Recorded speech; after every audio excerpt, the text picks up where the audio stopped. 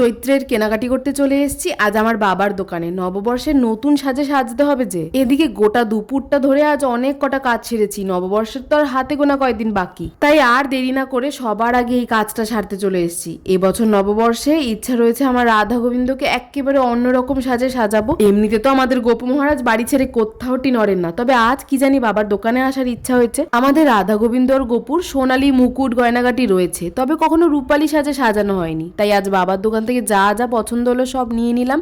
আচ্ছা, তোমরাও এর আগে অনেক কটা ভিডিওতে আমার বাবার দোকান কোথায় জানতে চেয়েছো। শিয়ালদা হয়ে বাঘাযতীন স্টেশন থেকে 5-10 মিনিট হাঁটা পথেই পিউ জুয়েলার্স। ঠাকুরের রূপার জিনিসপাতিগুলো কোনটা ছেড়ে কোনটা দেখবো। যাক, তবে গোপু রাধা গোবিন্দর কেনাকাটি পর্ব আজ অনেকখানি মিটলো। বাড়ি এসেই আজ খিচুড়ি চাপিয়েছিলাম, কারণ আমার সেই খিচুড়ি পিকনিকের ভিডিও দেখে আমার বন্ধুর যে খিচুড়ি খেতে মন করেছিল। বিয়ার পর তো না জানি তার কত দেখা মিলবে, তাই আমাদের ছোটবেলার পুরানো জায়গায় বসে আড্ডা আর খিচুড়ি দিয়ে দিন শেষ করলাম। রাধে রাধে।